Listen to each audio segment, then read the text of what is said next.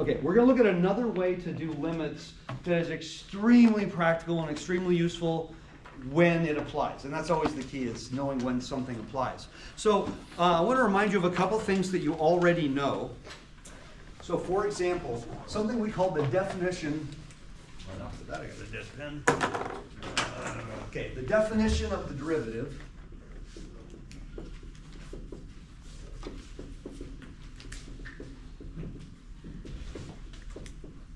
most of the derivative formulas you, I say derived, you weren't told them, you derived them in Calc 1, used the limit, the definition of the derivative. The remainder usually used implicit differentiation on an inverse function, like the inverse trigs or the logarithms. But this one here says that f prime of x is equal to the limit, as delta x approaches 0 of f of x plus delta x minus f of x over delta x. This gives me the general derivative of an entire function. And just in case you've forgotten where that came from, the idea was I have some graph and I'm trying to find, the slope of the tangent line. In general, we said that's x, f of x. And then down the road, let's say that's x plus delta x, f of x plus delta x. So we start by considering the secant line. And then we say as delta x approaches 0, what's happening? 2 points are getting closer together, and then therefore the limit is the tangent line. This to give me the general derivative, and this applies to everything pretty much you did, and you derived stuff like that. But what if I wanted the derivative at a specific value? This is correct. But what if I wanted a specific value? In other words, I want the derivative at a particular number. Well, it turns out there's an alternate version of this. I don't ever use this in Calc 1 because it's only good for giving me one number. I'd rather have the function than I can evaluate the function. But this one, some of you may have seen this one before.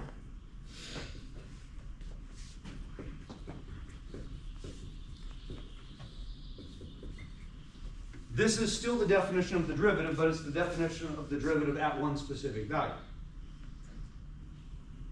Is everybody with me on that one? We're going to use this one today. Okay. Again, this is the derivative at a specific number. This is the derivative at all points. So with that said, I'm going to give you a simple formula that you don't really have use for in Calc 1 so much. You did the mean value theorem for derivatives in Calc 1, and that's a really powerful thing. But for what we're going to do, let's suppose I have two different functions.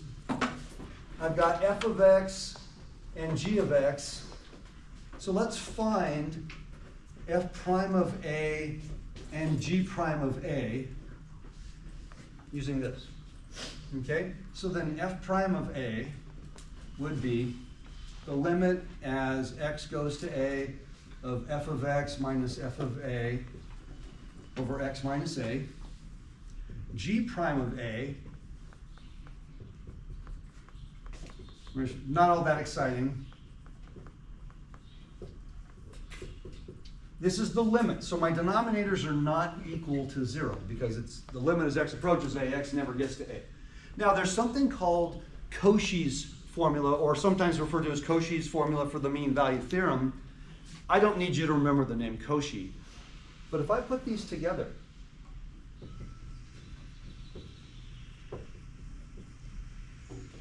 it would be the quotient of these limits. Now, isn't the quotient of the limits the limit of the quotient? Do I know that? And those denominators are the same. Would they cancel? Yeah, so a short way to write this would be the limit as x approaches a of f of x minus f of a over g of x minus g of a. Now, this is always true. This is always true. This isn't special because this is always true as long as I'm defined. So that's a kind of a neat little thing there. Now we're going to start the problem. Now that we have that under our belt, let's suppose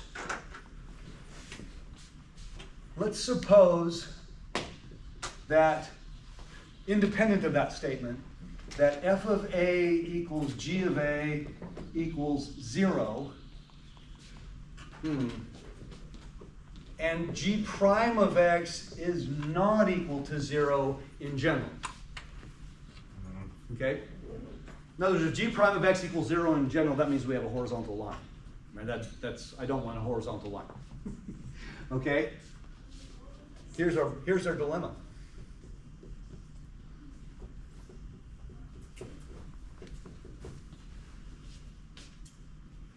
What's the problem with this? I mean, we just did this last day. You do this in Calc 1 a whole bunch. Isn't this approaching the form 0 over 0? Because I just said f of a and g of a are both 0. Oh, so like last day, the polynomials. I have a polynomial that when evaluated as a specific number gives me 0. The denominator gave me 0. They could be trig terms. They could be anything. But right now, I'm asking you to perform this limit. And as long as it's polynomials and stuff, I can always factor it and stuff. But sometimes that's really inconvenient. Sometimes that's really time consuming. But let's make the following assumption. This is 0. Now, go back to that other statement over there. If I asked you for the limit as x approached a of f prime of x over g prime of x,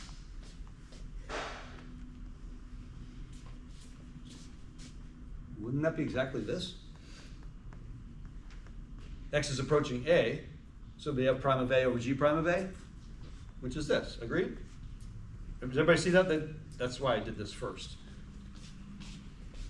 Assuming that g prime of a is not 0, remember what I just said? We're assuming the derivative of g is not 0 in general. Wouldn't this just be f prime of a over g prime of a in this case? Which, by the way, is probably something nice, something happy. So why would that be important in general? Because look at the right side of that statement. That's the limit as x approaches a of f of x minus f of a over g of x minus g of a. Whoops. Well, why is that important? Because we're starting with the assumption now that f of a and g of a are both 0. Which now makes the statement on the right simply the limit as x approaches a of f of x minus 0 over g of x minus 0. Remember, this statement is always true, no matter what. I just said, what if f of a and g of a are both 0? Then this statement is true in that specific case. So after all of this, why is this relevant? Well, look at the first statement, look at the last statement. The limit as x goes to a of f of x over g of x. If f of a and g of a are 0, that was a big assumption.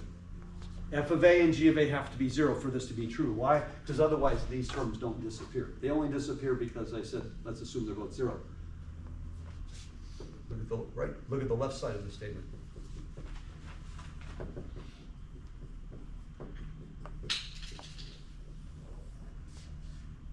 I have something that's the indeterminate form 0 over 0 if I take the limit. I just proved to you that that limit equals the limit of the quotient of the derivatives. This is always true. There's no exception to this statement. You just proved it in general. Whoa, that's kind of powerful. This is what is called L'Hopital's rule. And it is beautiful when it applies. That's the big key, is always the when it applies things. So I have something that's an indeterminate form. Now, if it's polynomial related, I can factor and cancel. If it's trig-ish, I can use, the sine theta over theta approaches 0. I can use all of these identities.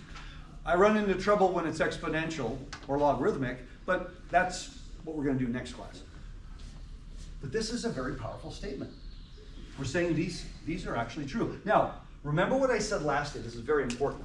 When we write a limit statement and then we algebraically manipulate the limit statement, we said the argument in the first one is identically equal to the argument in the second one at all real numbers except perhaps where the limit is approaching, right?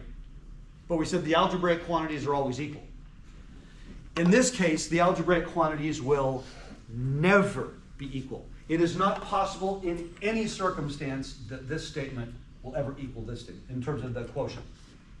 So we have a problem if we're putting an equal sign between limits, and we've said that means,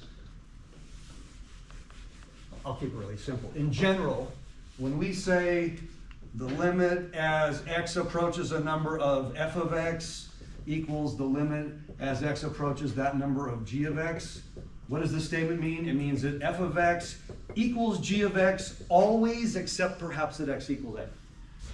That's an absolute across the board. There's no exception to that statement. And if there was, then we get in trouble because then we can't trust anything. But if I'm using L'Hopital's rule, it's kind of tricky. Because that statement says this quantity is supposed to always equal this quantity. No, if we use L'Hopital's rule to do this, all we do is we put a little shorthand notation. Here's the universal shorthand. I put a little L'(H) right over the equal sign. And in simple English, I'm saying this identity is true because we applied L'Hopital's rule. The quantities are not equal. We're not even suggesting the quantities are equal. But if I don't say this, then I'm saying the quantities are identically equal, and that would be a contradiction. You can't have two different things be equal, right? Oh, so let's look at a couple simple examples. And by the way, L'Hopital's rule also works if it's the indeterminate form infinity over infinity. Although most of the time, not always, but most of the time when you have the infinity over infinity form, L'Hopital's rule is not the way to go. If I gave you polynomials that were both approaching infinity, you all know to answer it in about what, 1.5 seconds? L'Hopital's rule can take actually several minutes or hours depending on the size of the exponent. So no, there's certain times you just, even though you can use it, it doesn't always mean you should use it. So let me start with a really simple one.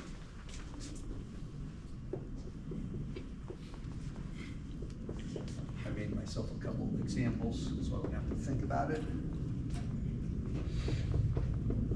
Okay, if I can evaluate it, I will evaluate it. Always look at the denominator first, and here's why. If the denominator does not approach 0, then you can evaluate it. Doesn't matter what the numerator is. If the denominator approaches 0, you can't evaluate it. It's either asymptotic or removable. Good. That's why I was pausing to see if everyone catch that. If my denominator goes to 0, either the numerator does or doesn't. If it does, then it's removable. If it doesn't, it's asymptotic. But right, I can't evaluate it in either case. So if I put a 3 into the denominator, where's the denominator going?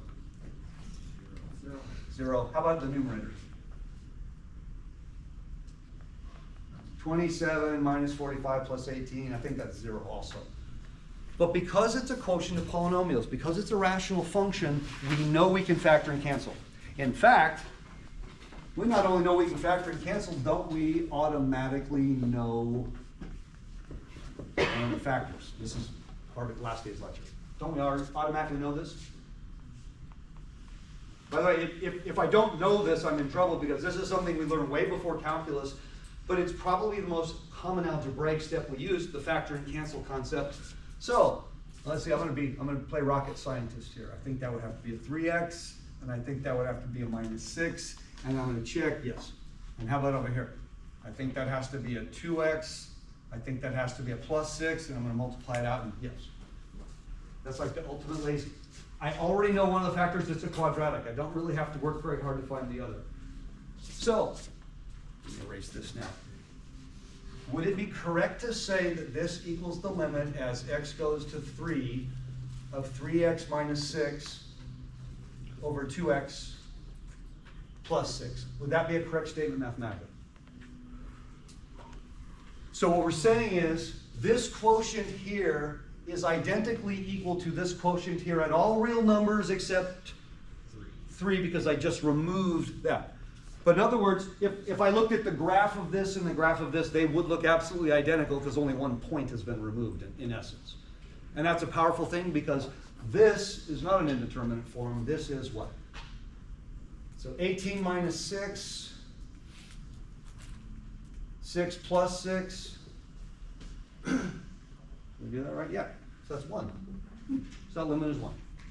Now, let's use L'Hopital's rule on this problem. Just because we can. So if I use L'Hopital's rule on this problem, then I'm not interested in factoring it at all. why would I bother factoring? I'm going to do it by taking derivatives. So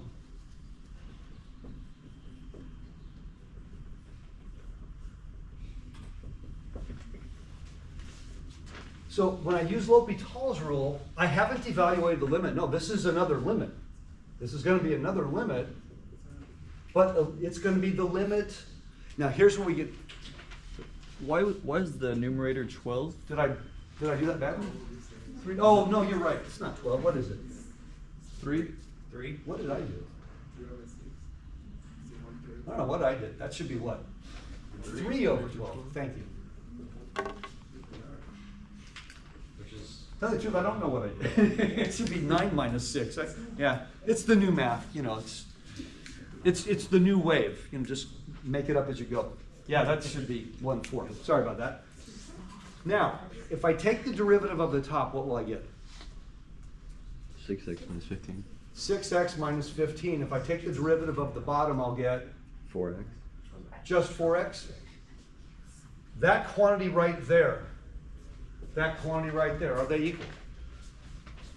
In fact, it's possible there are no real numbers for x that they ever are equal. It's possible their graphs don't even intersect. They are not equal. They're not even like each other, are they? So how can I say that? I go like this. That's my justification for the step. Now, the limit on the right, is that an indeterminate form? No, it is not. Therefore, I can evaluate it. So 6 times 3 minus 15, 4. Oh my gosh. We got the same thing. Well, that is the whole point. Does it matter which way I do the problem? No. Why would you, if it's something that was a simple factor and cancel, it's going to be exactly the same amount of steps from beginning to end. Why would you use L'Hopital's rule on a rational function? Go up. Why might you? Just to make it easier because you've got powers in the numerator. Yeah, if that degree goes up, then the factoring becomes a little bit, not difficult, but becomes a little more tedious. You know, now I got to do my longer synthetic division. Do you all agree? We did that problem last day. If that exponent is larger, absolutely. By the way, it's an absolute that you could all factor it using no important techniques. You just, right? You know x minus 3 is a factor. You use synthetic for the rest if you want. But it probably now takes a little bit longer. Not a lot longer. A little bit longer. And this is going to be just as fast regardless of the degree, isn't it? So that's one of the reasons why this might be efficient to do it this way. So let's try another one. Go. So today is all about, you know, when and how to use L'Hopital's rule. Certainly on things of the form 0 over 0, infinity over infinity. Those are the only two we're looking at today. The more complicated ones we'll look at next day. So let's try another one.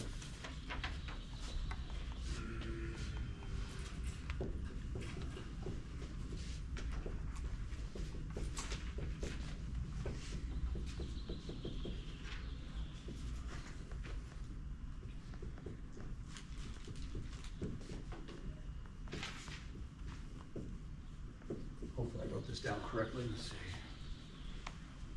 Okay, so try to evaluate it at 2 first.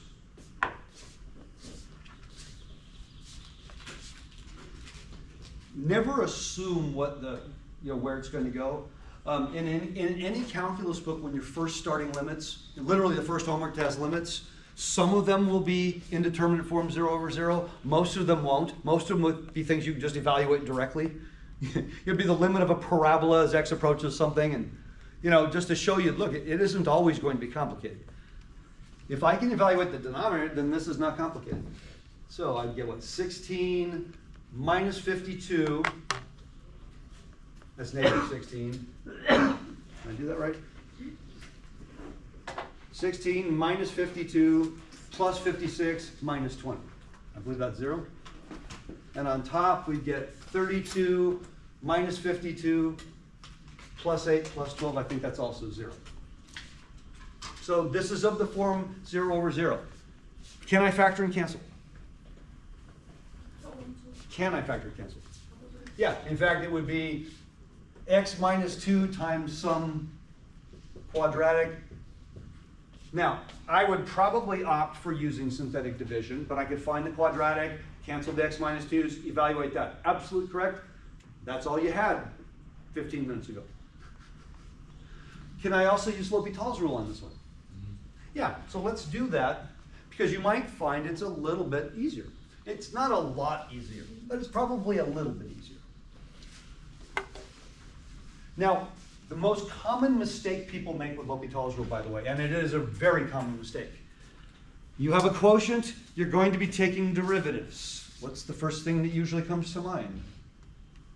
Quotient rule. Quotient rule. And that is the universal error people do with L'Hopital's rule. This is not quotient rule. Quotient rule is I'm differentiating the entire quotient, and I'm using quotient rule. This is I'm differentiating the numerator as its own thing. I'm differentiating the denominator as its own thing. That is not quotient rule. In fact, if that's what I did when I did quotient rule, then I always got quotient rule wrong. But if I'm doing quotient rule when I'm supposed to be doing L'Hopital's, I'll always get it wrong. It's never going to work that way. So it's natural to confuse the two because I have a quotient and I'm taking derivatives. Everybody get what I'm after? So be very mindful of what you're doing here. So you said by L'Hopital's rule, this is equal to the limit as x goes to 2 of what? Let's go slow. 12x squared minus 26x plus 4 over 6x squared minus 26x plus 22. Everybody okay with that? Okay, so now let's evaluate this. I mean, don't we have the same problem? 0 over 0. Did we do something wrong? No. Can we do it again here? Oh, okay, let's do it again. Yeah. And now, if I do it again, I'll get 4x minus 26 over 12x minus 26. all right, and so then when we do it again, we'll get 24 over 12, and that's 2, right? Uh-oh. Wait, 22. I'm winking with my left eye. No, wait, what? Wait, no, Wait, Can't you evaluate at the previous step? but we were having so much fun. What? No. I just showed you the single most common error that exists in every L'Hopital's problem. Knowing when to stop. We were having so much fun. Now, this is not a joke. I taught remedial algebra for years. Did you know the square root of 16 equals the square root of 4 equals the square root of 2? Because it's so much fun taking square roots, we just keep going. Is that true? No. No. Will I get that answer when we first learn square root? Yeah, by most people. Because I just keep going. No, once I evaluate the square root, I'm done. Once you use L'Hopital's rule, you're done if it is no longer an indeterminate form. We were not done after one step because it was still an indeterminate form. But look at this step here. Is this an indeterminate form? No. And by the way, when I use that term, I actually do expect you know exactly what that means. Why? Because that was 5 minutes into Calc 1's first class, literally. You've done indeterminate forms more than any other limit. My numerator and denominator are not approaching 0, therefore I don't keep going, I evaluate. Now what is the numerator? 22 over negative 2. Over a negative 2, which is negative 11. Now, does anyone want to try to offer an explanation of what happened in this problem versus...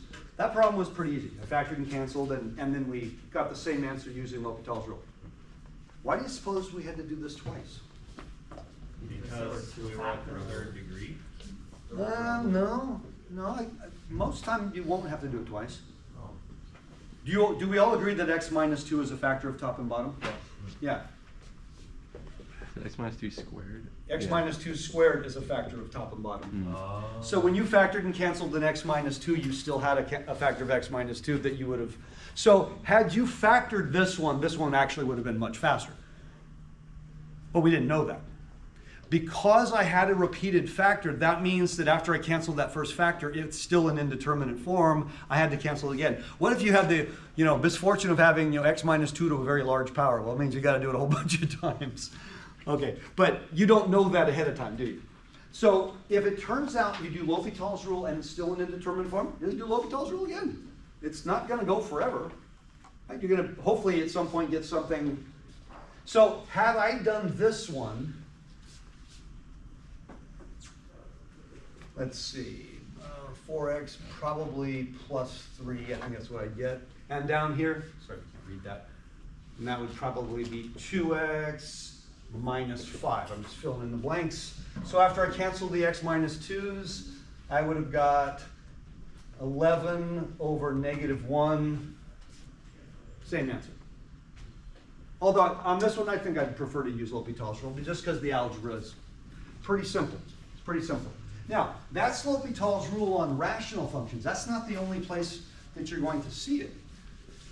So, going back to Calc 1 again, one of the most important limits, if not maybe the most important one you derived. We proved this as 1 in Calc 1. We proved this limit as 1. And that's very powerful. That's how we came up with the derivatives for sine and cosine and everything else. And I put theta just generically. Theta doesn't have to be x. So let's remind ourselves. What if I asked you for the limit as 5x approaches 0 of the sine of 5x over 5x? Can I answer this without doing any work whatsoever? Yep. What's my theta? 5x all the way through. Yes, I can do that. Sometimes we forget. That's why I like the generic form. It doesn't matter what your argument is as long as it's the same all the way through. So, a problem that I will ask in a Calc 1 class. Oh.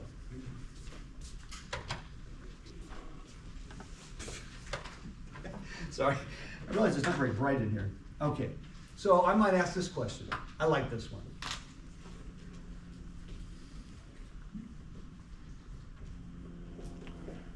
I'm sorry, x goes to 0, not 6.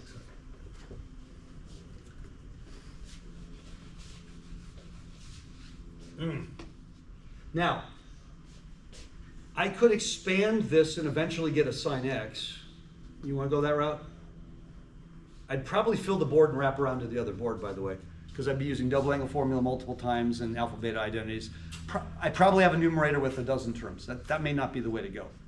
Darn, if only if it looked like that. I don't know. There. Now it looks like that. Can I just do that? I can if I... Where's this one going to go?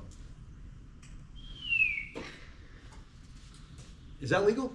The limit of a constant times a function is the constant times the limit? I now have the same argument, but what's missing? Oh.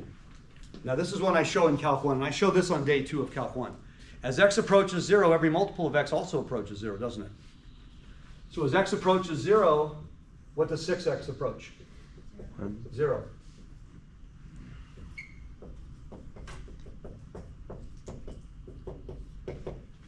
That's how you did this. Well, in Calc 1, if you did this, you should have done this, but that's what you would have done in Calc 1. That's not hard, but there are steps involved. Is this the indeterminate form 0 over 0? Sine of 0, 0. Is that an indeterminate form 0 over 0? The original question. It's not a trick question. It's kind of a simple question. Yeah. If the sine of 0 divided by 0 is the form 0 over 0, then the answer would be yes. If it isn't, then the answer would be no. It's yes. Okay. This is why we need more caffeine in the morning. Yeah. So, could I use L'Hopital's rule on this one?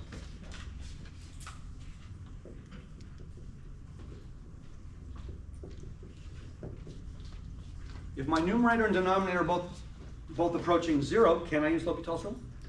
Yeah. Let's see what that would look like.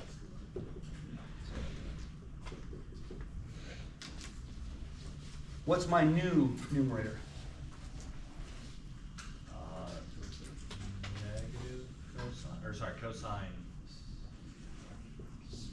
cosine 6x? And what's my new denominator? 1. I think it's safe to say these are not only never going to look the same, I don't think they'll ever even intersect. Those are pretty different. But is the one on the right an indeterminate form? So can I evaluate it? Yeah. My answer technically is 6 times the cosine of what?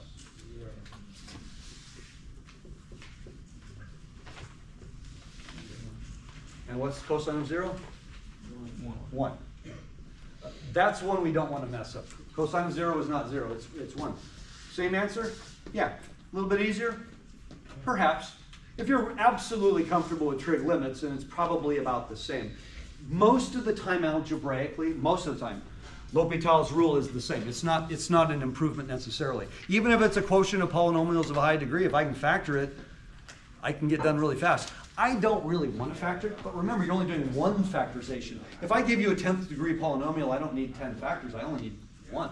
The one that's going to 0. And that's actually trivial. That's something that you can actually complete, not in minutes, but maybe even in seconds. But L'Hopital's rule gets me to the same place, and it might give a little bit softer algebra. Okay, you with me so far? So, Wait, why is there a -1 there? For the sine 6x over 6x? where's the negative And then 1? equals 6 and you put like minus. That's times 1. Oh, times 1, I see. Yeah, Yeah, because that's the 1. yeah. So 6 times 1. Okay, that's a dot, yeah. I try to make my subtractions a little bit broader. Okay, so let's do another one. Let's do let's just see. I've got the limit as x goes to infinity of 3x to the 6 minus 5x squared plus 2 over 4x to the 3rd plus 8x. I can use L'Hopital's rule on this. Infinity over infinity form, I can use L'Hopital's rule. Beautiful. And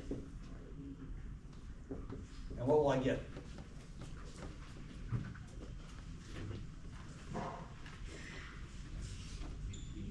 $18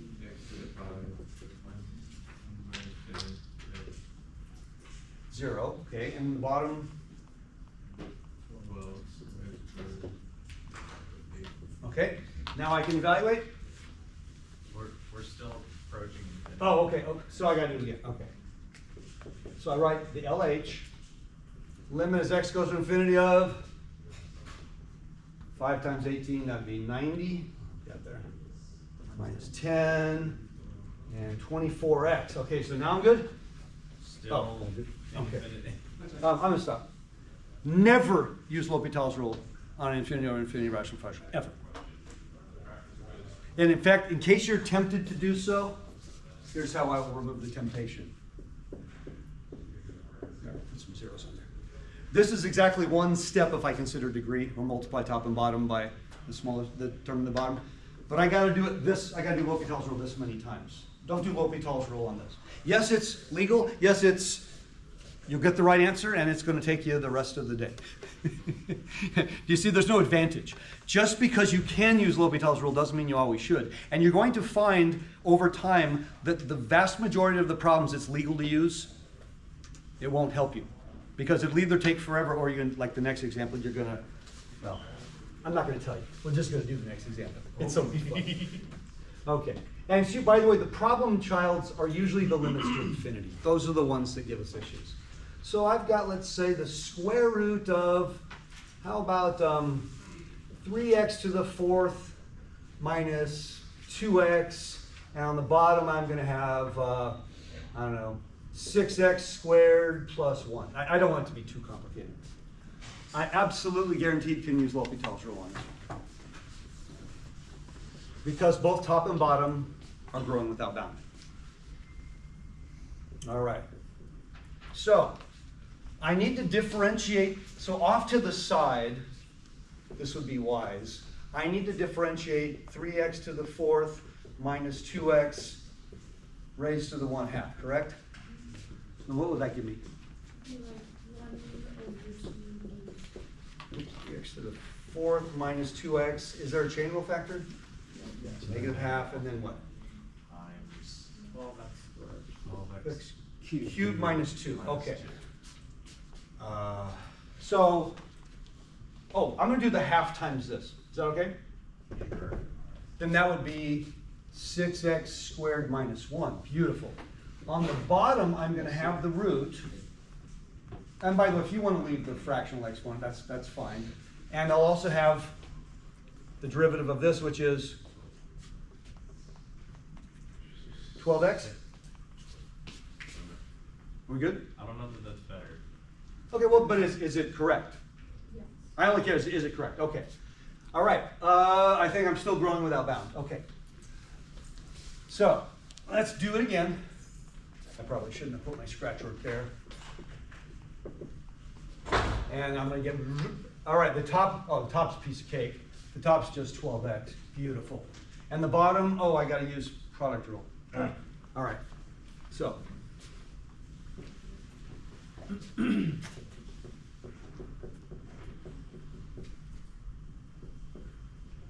All right, so first times derivative of the second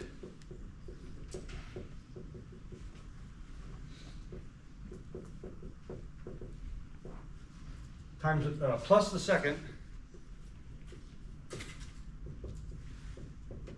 times the derivative of the first. Ooh, okay. Well, if I factor out, and I should factor out here, if I factor out the 3x to the fourth minus 2x to the negative 1/2, then that will leave me with this, which is 6x squared minus 1. And over here, it'll leave me with a whole one of these times 12. So I don't want to lose it, but that would be what? 36x to the fourth minus 24x, which is 36x to the fourth plus 6x squared minus 24x minus 1. Okay, so let's see. This stays on the bottom. I kid you not, this stays on the bottom. And that root's got to go up on top. Okay, good. All right. Now we're getting there, aren't we? We've just done 2 steps, and tell me about my new problem. Is it getting better or getting worse? It's getting worse. Where's the root going to be after the next step? Bottom. And the step after? Top. So when's it going away? Never. This is an infinite loop where each term's going to be a little bit more complicated. You never use L'Hopital's rule when you have roots. Oh, you can. You'll just never finish.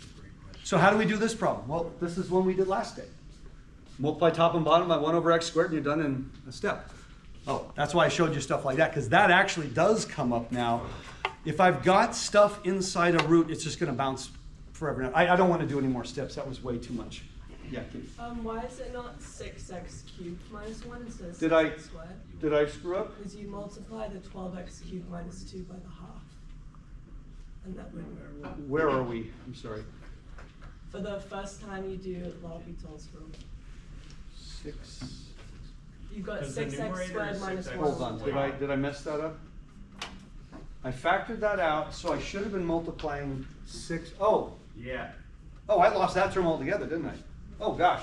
So it's even worse, isn't Because it? You're right. It's 6x times this, which would be, what's that? 72x to the fourth.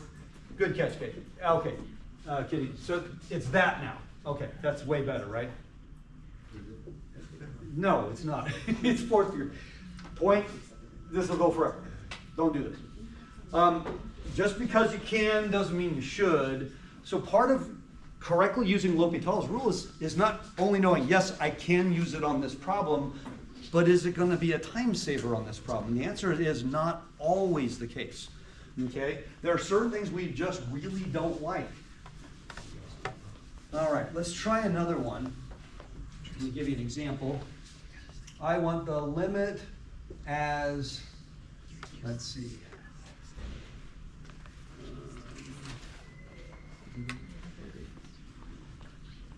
I'm going to give you a new problem now. This whether it's a limit as x goes to a constant or whether it's a limit as x goes to infinity, I can use L'Hopital's rule if it falls into the 0 over 0, infinity over infinity form. What if I gave you the following problem? I'll just say A. And this approaches the form, one of your terms is going to 0, the other one's growing without bound. And we're going to look at a whole bunch of these. Actually, this is more common than quotients, believe it or not. If I have anything trig, I'll never have a trig term in the denominator, I just have times a trig term. I cannot use L'Hopital's rule on this problem. Yet.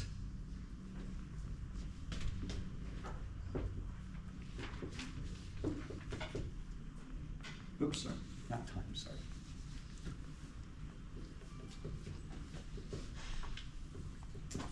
True or false? Yeah. True. False. Are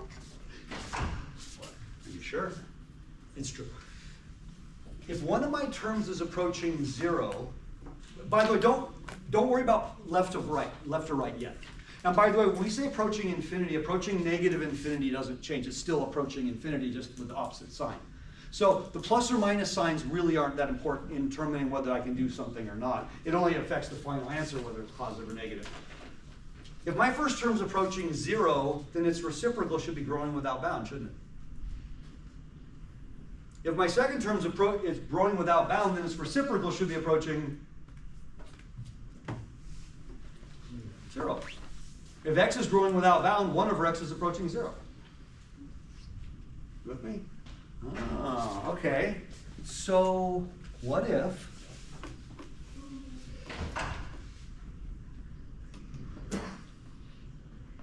actually, before I do this one, I'm going to give you the problem that comes up in Calc 1. Do this problem in Calc 1. I would like to consider the graph of this. I'd like to know where it's increasing, decreasing, are there any maxes, mins, all that kind of good stuff. So what do? Well, first thing you always do before you do anything graphically, do you remember? Always identify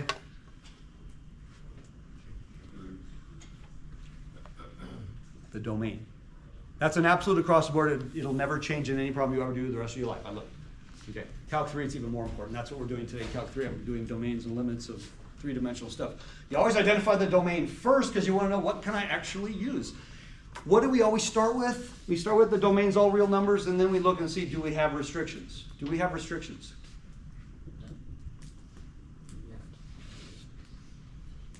What's my domain here? Positive. Only positive values. Ooh, is that important? Yeah. It's not even, I can't even use 0. That is important because that will determine everything about my intervals and things like that. Also, the graph itself isn't going to go left of the y-axis. So, what is f prime of x? Well, that'd be first times derivative of second plus second times derivative of first, and that's just 1 plus log x. Does that ever equal 0? Yeah, it does. X equals e to the negative 1, or 1 over e. The log of e to the negative 1 is negative 1. Okay, this is close to a third. Okay, so if I'm making my f prime number line to figure out increasing, decreasing, well, there's nothing to the left of 0, and there's only one critical value. So let's take a value to the right of this. Think of large x values. If I have a large x value, then 1 plus log x is going to be positive. If I take an x value that's really close to 0, then log x is going to be a big negative number, isn't it? Ooh, so what does that mean? I'm decreasing till I hit there, I have a horizontal tangent, and now I'm increasing. So we're going to have a maximum or a minimum here? Minimum. In fact, is it going to be a local or absolute? I'm coming down, I turn around, I go back up. It's kind of parabolic in a sense. It's going to be an absolute minimum, isn't it? So if you get out your calculator and I ask you, what is the y value if I plug in 1 over e? Well, it'll just be negative 1 over e.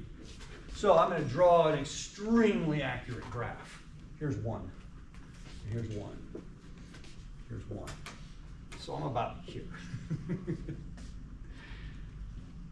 Now, the log of 1 is 0. So it crosses the x-axis right here, and it just keeps going. Goes up forever, never, never, never. I don't need to keep drawing. Question is, what's happening on the other side? Well, we said it's decreasing, so we know it's turning around. So the question, is it going into the axis? Is it crossing? Do I have a vertical asymptote? I know I'm not going down. That is the question, isn't it? Where's it going from here? I don't know. But what if I found the limit as x approaches 0? I'm either going to get a DNE, I'm going to get something infinite, or I'm going to get something finite. But since I'm approaching 0 from the right, I shouldn't get a DNE. So I probably am going to get something finite or something infinite. Well, that's really helpful, isn't it? Finite or infinite? Well, so here's the question. That's what I was going to start with. X is going to approach 0 from the right. That does matter because it can't approach it from the left. That's not part of the domain of x log x. So based on what I just said, if I rewrite that product, because as x approaches 0 from the right, x is approaching 0, but the log x is approaching negative infinity. Right? The log of really small is big negative. So if you on your calculator, just to convince yourself, take the log of 0.000, put a bunch of zeros, 1, you're going to get a really large negative number. Because the logarithm graph goes like this. So I really need to rewrite this as a product. Now I did this just as a reminder. This is something we do last semester. Right, this is probably week 6 maybe.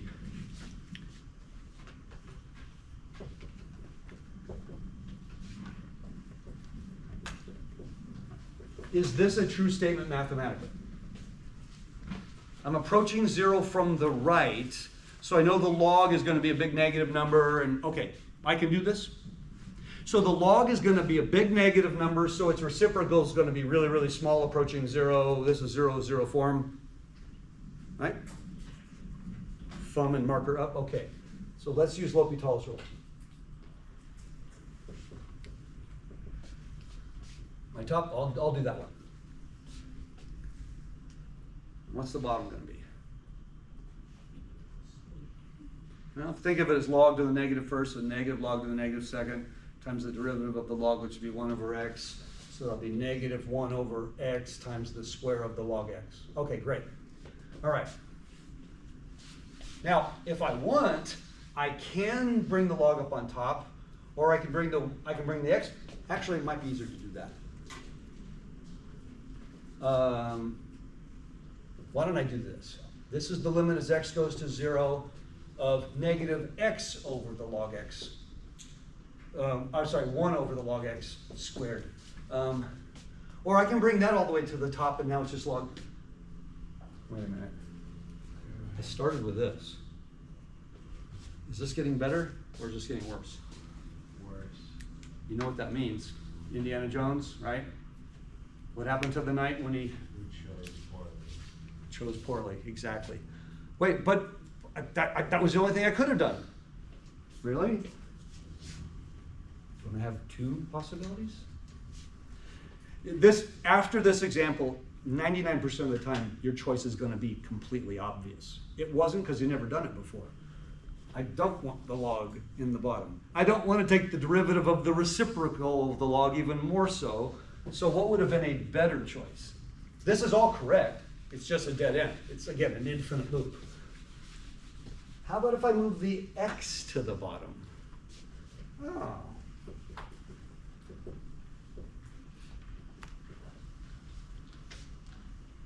What goes here now? 1 over x. 1 over x. If I have a transcendental function in general, I probably don't want to move it to the bottom in most situations because it's just going to get ugly. Not always, but it may just get uglier.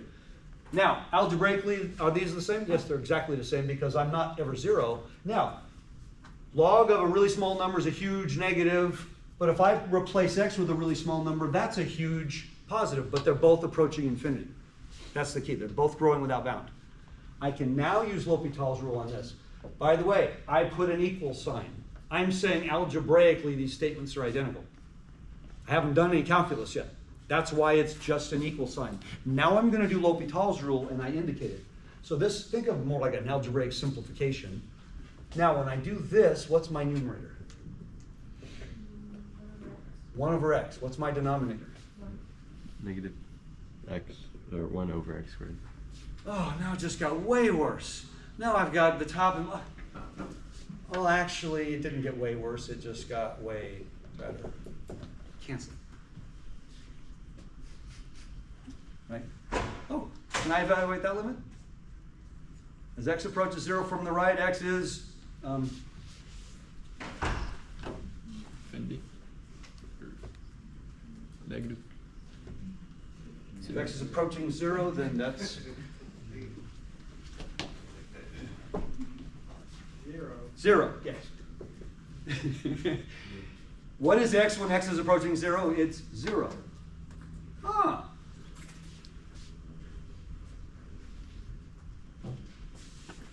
I have a removable discontinuity at the origin. Gotta admit, that's kind of cool. Didn't necessarily see that one coming. We do this problem in Calc 1, we just can't finish this problem in Calc 1 because in Calc 1 we cannot take that limit. Now, in my class, I'll suggest that that may be where it's going. And I'll actually give a reasonable argument. First of all, this limit can't be bigger than 0 because that would mean it had to cross the x-axis again, and it doesn't. And it can't be asymptotic because, again, it'd have to cross the x-axis, and it doesn't. That's the only place. But that's kind of cool that I can absolutely tell you what the limit is. But the key was choosing the correct numerator and denominator. So,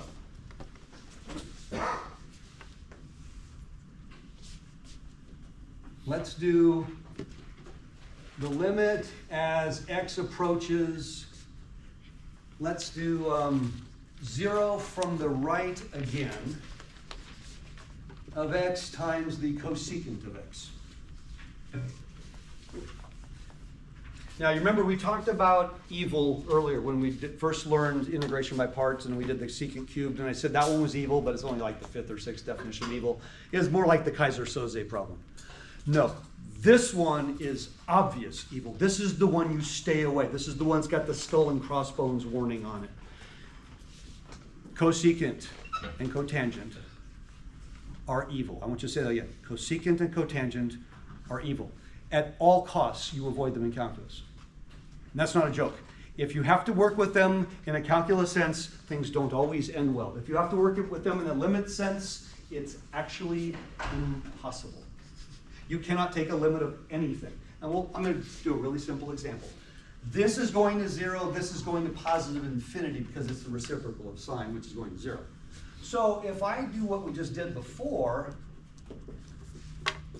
and I had mentioned just a moment ago, I said transcendental functions you generally don't want in the denominator because now you're working with their reciprocals. That was true for the log, but that's not necessarily true for trig, is it? A reciprocal of a trig function is another trig function. So let's do this problem. So if I use L'Hopital's rule, I will get the limit as x approaches 0 from the right of, now that's going to be negative 1 over x squared, and that's going to be the derivative, which is that. My numerator is still approaching, well, now it's approaching positive infinity, and my denominator is now approaching negative infinity, so I can use L'Hopital's rule again. My numerator now has a product rule, so it's now going to have more terms, and my denominator is going to have a higher exponent on the x. So when will this end? Never. My numerator will expand infinitely, my denominator will grow infinitely, and again, bad news, right? We're going into the black hole of mathematics because you chose to use a cosecant in the process. You never do L'Hopital's rule with a cosecant or a cotangent.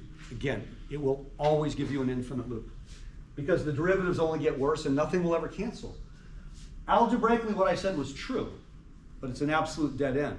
Can somebody give me a better option of the rewrite? X over sine. X over sine. How about x over sine? And again, I said earlier, it will become absolutely obvious to you what the best setup will be in this kind of scenario. Because both numerator and denominator are now very easy derivatives. Is this an indeterminate form? Yes, numerator and denominator are both approaching 1. Can I use L'Hopital's rule on this? Yes. And what will I get? 1 over cosine x. 1 over the cosine function, but cosine of 0 is fine. So this is 1 over cos 0, which is just 1. You like that one better? You should. By the way,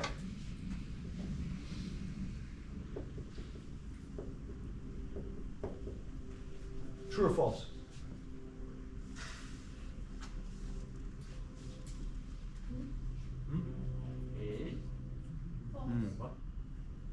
True. True. I have A over B, now I have 1 over B over A. Is this true? Yeah, this is always true. There's no exception, this is always true. If you take any quotient and you put 1 over the reciprocal, it'll always be true. What would be the advantage of doing this? Well, we know that limit is 1. There would have been nothing to do. So it's a nice confirmation that we got the same answer is really all I care about here. We just confirmed we got the same thing. If trig is involved, yes, you can use L'Hopital's rule, but be mindful of the functions you're actually using. See what I mean? If I've got a cosecant or a cotangent, I really don't want to go with them if I don't have to. I'd really rather work with other options. So one of the most common ones, when you're doing things in calculus, do you see products more or less often than quotients, do you think, overall? What? Probably a bazillion times more. Yeah. You see quotients, you see products a lot more. You see sums mostly, you see products next, you see quotients. Rational functions are about the only thing that are common quotients, but everything else is products, right? You use quotient rule, but you use product rule way more. And you know, integration by parts is all products. So if I have a product and one of them is going to 0, one of them is going to infinity, okay, that's the key. 1, 0, 1's infinity. One of them needs to go downstairs. So pick the one that will allow you to have a really simply stated derivative. Agreed? Does that make sense? So this is a kind of a fun one.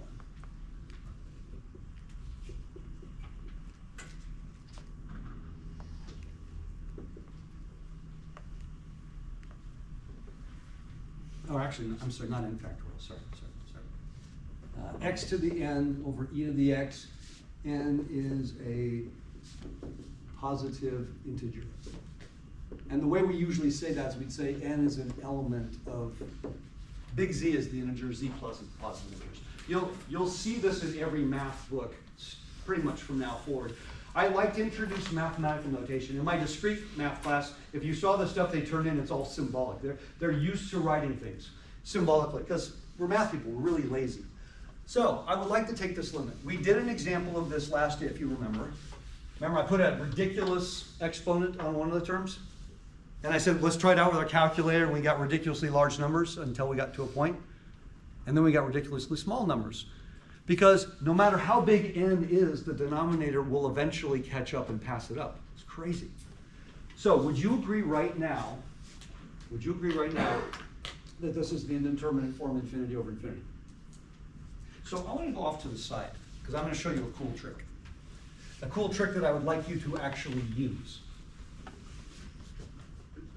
If I take the derivative of x to the n, what do I get? Again, assuming n is a positive integer. N is not a fraction, n is not a negative number. And x to the power of n minus 1. Okay? So then I want to take the second derivative of x to the n. Okay? In fact, go a step further. I want to take n derivatives. I'm going to start, let's say I start with x to the 10, then eventually I'm going to have an x to the 9, 8, 7, 6, 5, 4, 3, 2, and 1. Agreed? When I take the derivative of the x to the first, that derivative will just be a 1. But the derivative of the x squared had a 2 in front of it. The derivative of an x cubed had a 3 in front of it. Anyone tell me what this is?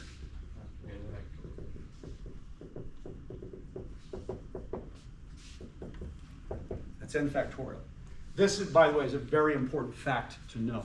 We know that, 10 times 9 times 8 times 7 times 6 down to 1. We know that's called 10 factorial. It's easier than writing all the products. I have a large positive integer exponent on x. Exactly how many times am I going to have to perform L'Hopital's rule on this one? Exactly how many times? N times, because it's always going to be approaching infinity on top. But after the nth time, my numerator will no longer have an x in it. Do you agree? It will now have an n factorial, which, by the way, might be astronomically large. But the denominator is approaching infinity, which is still much larger. Whoa. So here's what I want to do. N is a large positive exponent.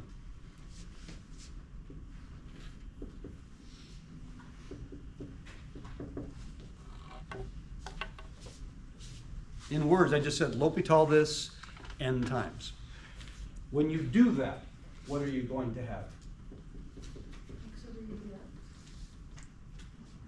Not x. X to the n. And then factorial. You have no more x's left. You just, if I have x cubed and I take 3 derivatives, I'm going to have a 6. If I have x to the 5th and I take 5 derivatives, I'm going to have 120. There's no more x's because the last derivative was a constant now. And my denominator is e to the x.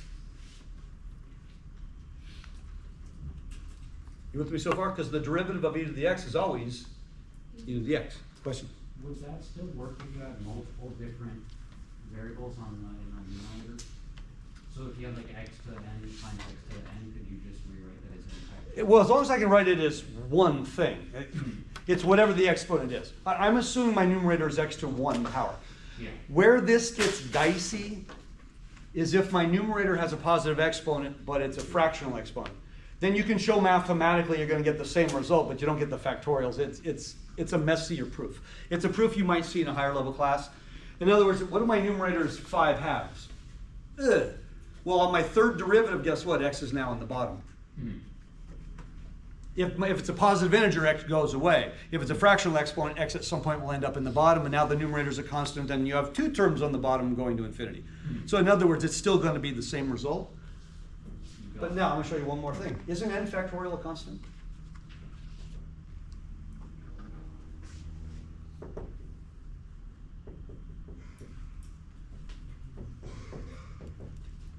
True or false? Can you factor a constant out of the limit?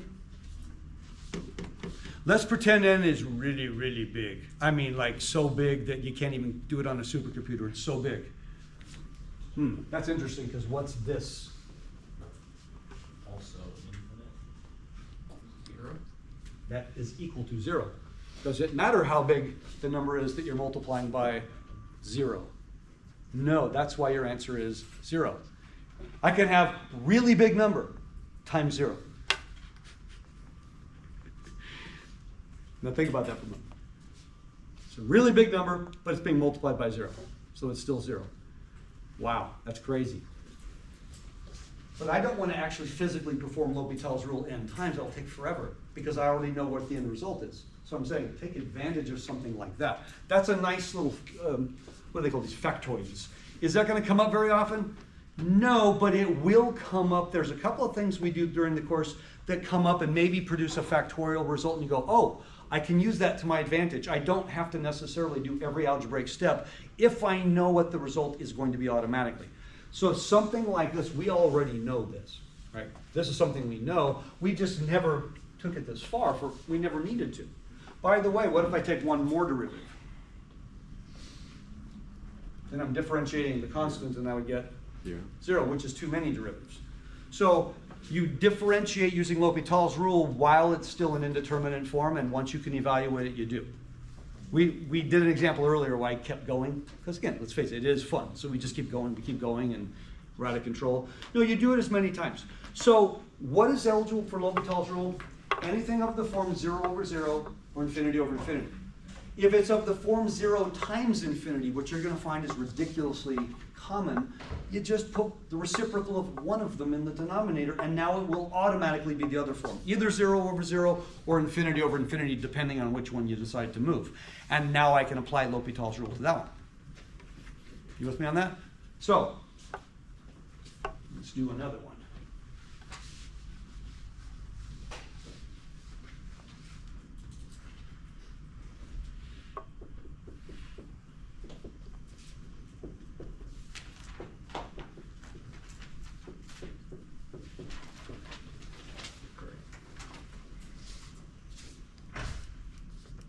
Right now, numerator and denominator are both approaching infinity. Yeah, by the way, that symbol is ridiculously important. If I said approaches 0 and I didn't say from the left or from the right, it would be a D and E because it's going in different directions. It'd be kind of like the limit. You guys know this from Calc 1.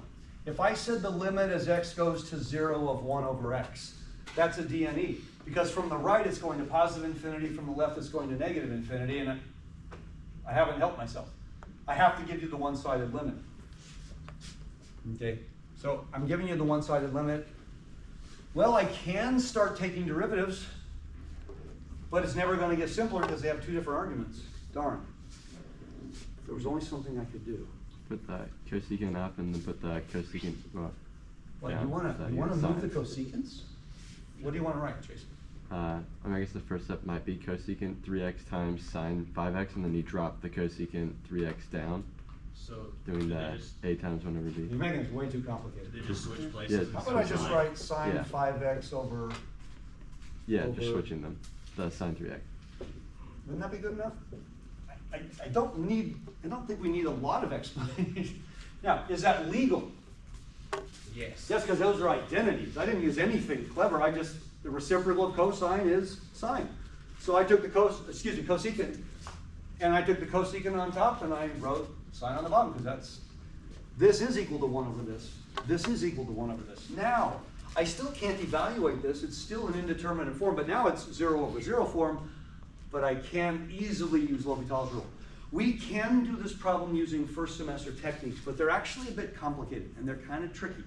I have to introduce things into the limit that I don't see, and I think I'd rather do this one using L'Hopital's rule. I think it'll be easier. So if I use L'Hopital's rule, by the way, this quotient here is identically equal to this quotient here. They are exactly the same. That's why I just have a flat out standard, run of the mill, Walmart equal sign there. But that's the special equal sign. So what do I have on top now? 5 cosine 5x. 5 cosine 5x. 3 cosine 3x. Yeah. Now, the cosine of 0 is 1. So my numerator is approaching 5 times 1, and my denominator is approaching 3 times 1. Can I just go ahead and say the answer is 5/3? Can I do that? Yeah, I mean, what a lot of folks do, they'll say, and my answer is 5 times the cosine of 0 over 3 times the cosine of 0. That's absolutely correct. Nothing wrong with that. Okay, now, one more. One of the trickier ones that we run into. And we do run into this one.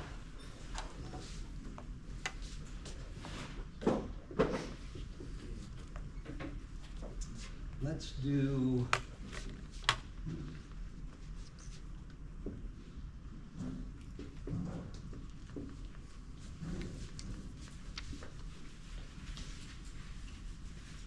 Oh my goosh. I'm messing with the argument now. As x grows without bound, the first term is going to infinity, obviously. And as x grows without bound, the second term is approaching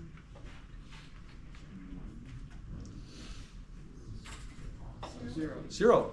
Because my argument's approaching 0 and the sign of 0 is 0. So this is an indeterminate form, but not one I can use L'Hopital's rule on yet. One of them needs to go downstairs. Do you want it to be the sine function? Of course not. Because now you'd have a cosecant. No, it'd be the x. I want that to be so painfully obvious. There's no way I would think about doing this with a cosecant. That would be crazy. So,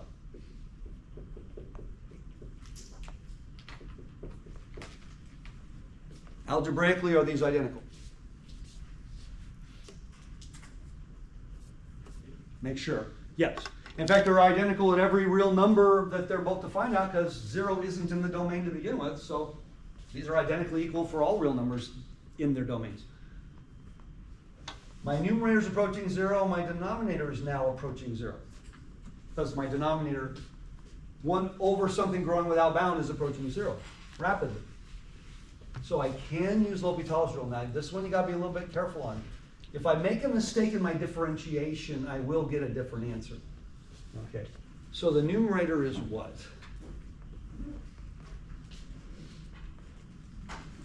Differentiating the sine of thing, so that should be the cosine of thing times what?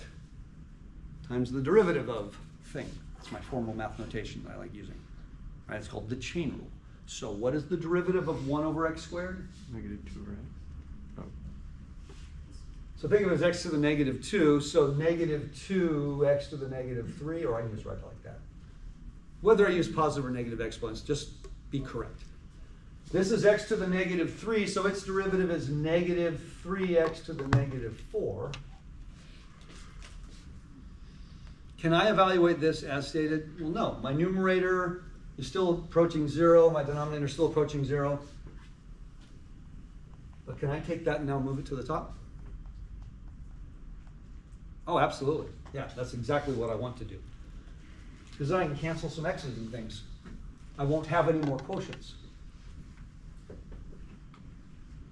So, if I move this to the, did we lose anything? 3 on the top, right? Whoops, I said it, that should be a 2, shouldn't it? I said it out loud, but I didn't do it. So if I move that, the negatives will cancel and I'm gonna have a 2/3. When I move x to the 4th on top, x to the 4th over x to the 3rd is just x, and then I have the cosine term. Now stare at that for a moment, make sure that we're good. The argument cannot change. The 1 over x squared is always going to be there. I have an x to the 4th that when I brought it up will cancel. The 2 and the 3 aren't going anywhere. The negatives canceled. So I think we're ended up with this. Now, is this an indeterminate form?